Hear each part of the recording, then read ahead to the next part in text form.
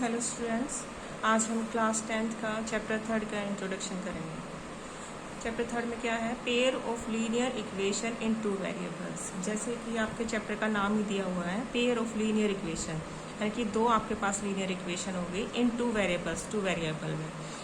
Two variables means x और Y. ठीक है, आपकी एक्सरसाइज है 3.1।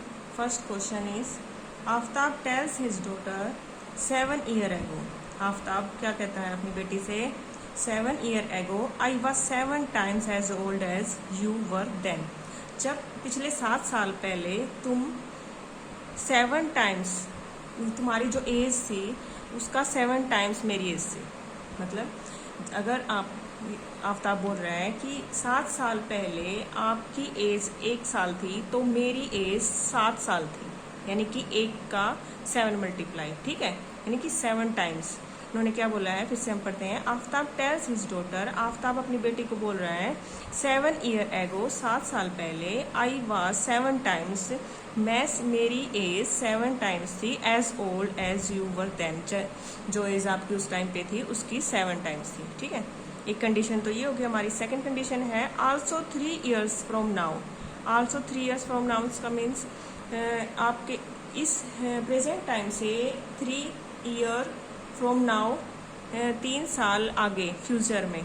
आई शैल बी 3 times, मेरी एज 3 times हो जाएगी age old age you will be. तुम्हारी एज की 3 times हो जाएगी। देखो हम पहचानेंगे कैसे कि हम पिछली एज काउंट करें या फ्यूचर की एज काउंट करें। देखो जहां पर भी आपका क्वेश्चन के अंदर एगो मिले वहां तो आपने उनकी एज में माइनस करना है, और जहां पे आपके विल भी मिले क्वेश्चन के अंदर, उस कंडीशन में हम जो उनकी प्रेजेंट एज होती है उसमें प्लस करते हैं। ठीक है, इन्होंने क्या बोला है, represent this situation algebraically and graphically. ये सिचुएशन हमने एल्जेब्रिकली यानी कि वेरिएबल्स में बनानी है और ग्राफिकली शो करनी है। ठीक है, देखते हैं कैसे शो करते हैं। सबसे पहले हम लेट करेंगे आफ्ताब की age. Let age of Aftab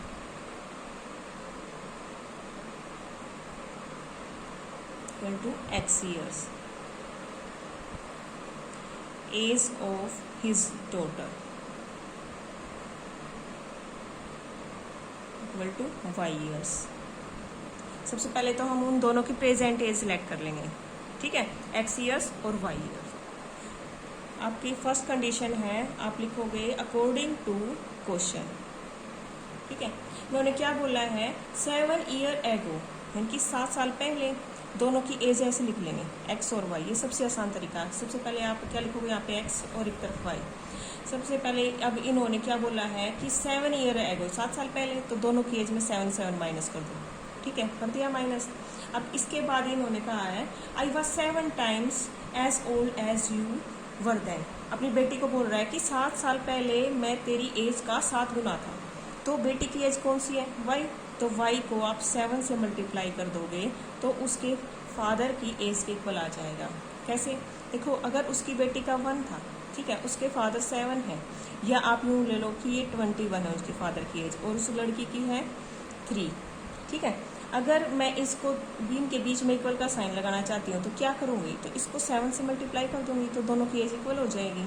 ठीक है, तो इन्होंने क्या बोला है कि 7 साल पहले मेरी एज मेरी बेटे की 7 गुना थी, जो कि ऐसे लिखोगे। ठीक है, सबसे पहले आप क्या करोगे, दोनों की एज लिखोगे एक्स और वाई, फिर उन दोनों में जो बोला है कि कब का दिया है, पिछले साल दिया है या फ्यूचर में दिया है, उसी हिसाब से हम उसमें माइनस करेंगे, यानी x - 7 लिखेंगे, यहाँ पे y - 7 लिखेंगे।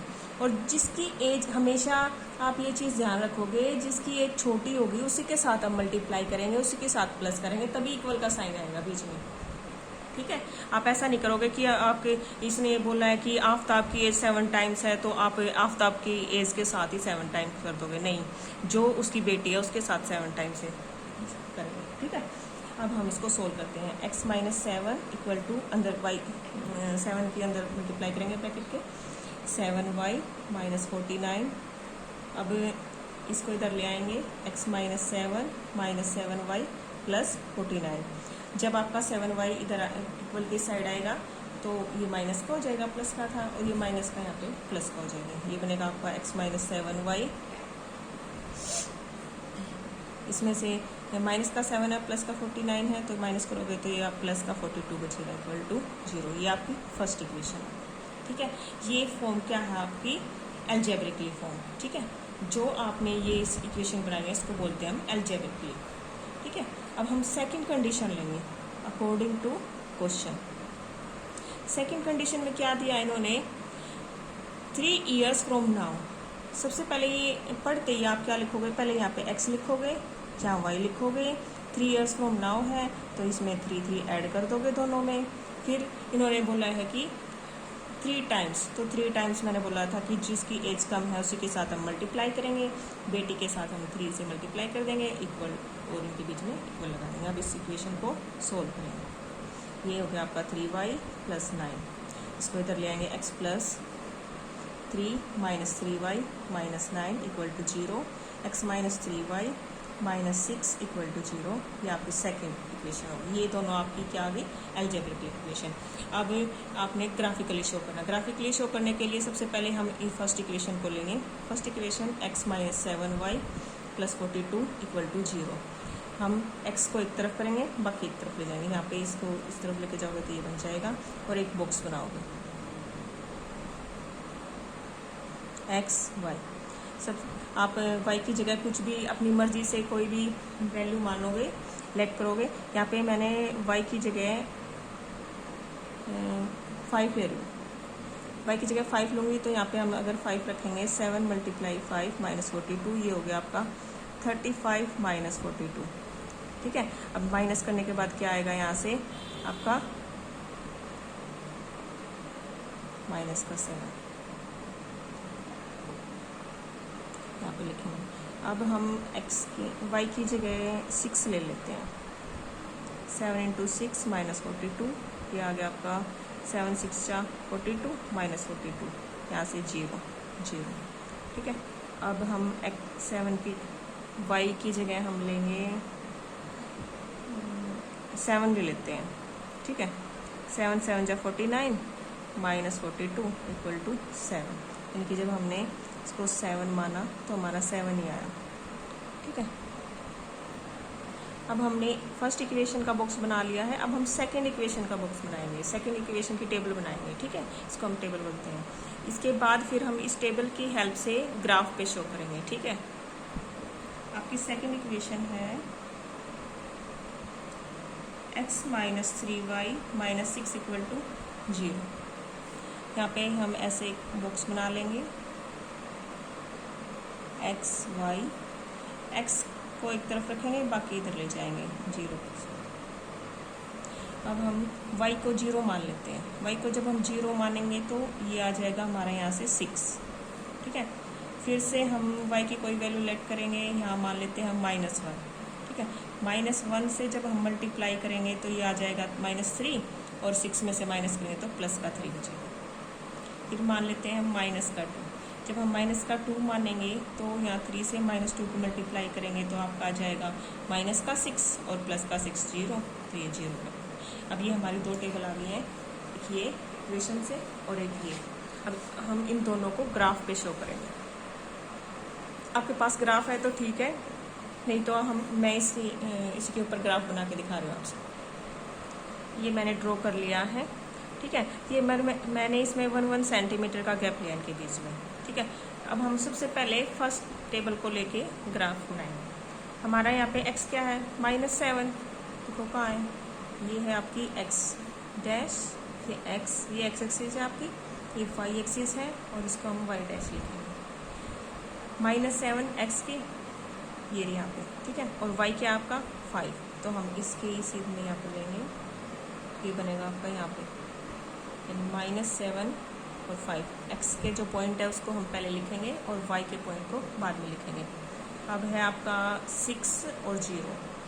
6 0 की वैल्यू, x की वैल्यू आपकी 0 है, और y आपका 6 है, तो यहाँ पे बनेगा ये 0 6, और सेकंड 7 7, यानी कि आपका x भी 7 है और y भी 7 है, तो आपका ये यहाँ आएगा,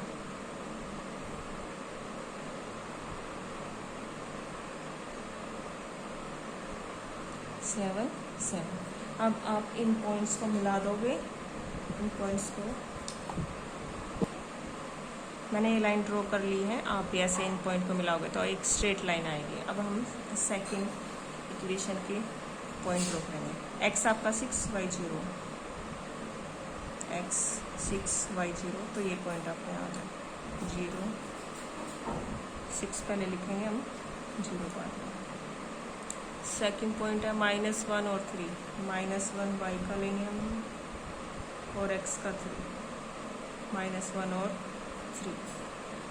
फिर है 0 और -2, 0 -2 यहाँ पर।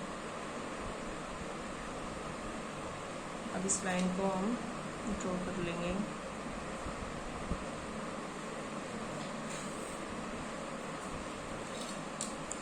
ये दो लाइन आ गई आपकी, ये हमने इसके ऊपर रिप्रेजेंट कर दी।